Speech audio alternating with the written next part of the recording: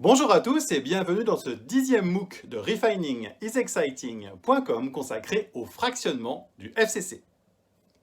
Pour information, il est préférable d'avoir déjà visionné le MOOC consacré à la section réactionnelle du FCC avant de visualiser ce nouveau MOOC, même si ce n'est pas obligatoire.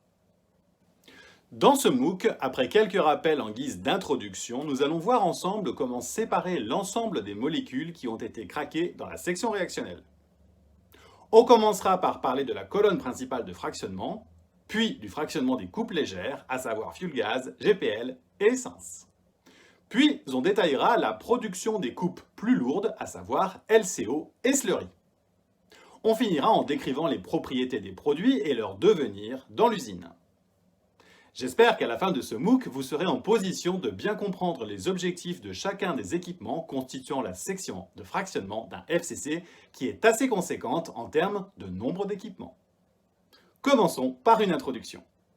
Dans les 10 premières vidéos consacrées à la section réactionnelle du FCC, nous avons resitué le FCC dans le schéma d'une raffinerie. Nous avons rappelé que la charge classique alimentant le FCC était la coupe VGO dont l'intervalle de distillation typique était de 375 à 550 degrés C.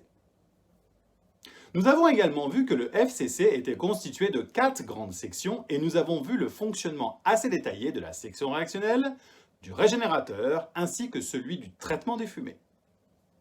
Pour mémoire, la charge du FCC est préchauffée jusqu'à environ 220 degrés C. Puis elle entre dans le réacteur où elle est mise en contact avec un catalyseur très chaud. Ce catalyseur apporte les calories nécessaires à la vaporisation de la charge et à ce que le mélange atteigne la température désirée de réaction qui est généralement de l'ordre de 510 à 530 degrés C. Le tout à une pression de l'ordre de 1,5 bar au-dessus de la pression atmosphérique. Dans le réacteur, le VGO vaporisé au contact du catalyseur subit une multitude de réactions de craquage qui conduit à la formation d'un mélange de molécules allant du méthane jusqu'à des molécules ayant un intervalle de distillation correspondant à celui du gazole, voire au-delà. Pour mémoire, voici les rendements typiques en sortie du réacteur.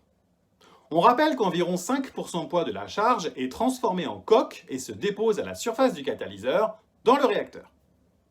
Ce coque est ensuite brûlé dans le régénérateur. Une fois ce mélange de molécules produit dans le réacteur sous forme gazeuse à une température de l'ordre de 520 degrés C, il faut le séparer en coupes qui pourront ensuite être incorporées dans les carburants finis produits par la raffinerie. On produira typiquement une coupe fuel gaz, une coupe GPL et plusieurs coupes essence, ainsi qu'une coupe gazole et une coupe slurry. On détaillera plus tard le devenir de ces coupes. Maintenant que l'on a rappelé tous ces éléments, nous allons pouvoir entrer dans le détail du fractionnement de l'effluent du FCC. En attendant, n'oubliez pas de tester vos connaissances en répondant aux 5 questions du quiz en cliquant sur le lien disponible dans la description de la vidéo. Vous pourrez également obtenir un certificat si vous le demandez.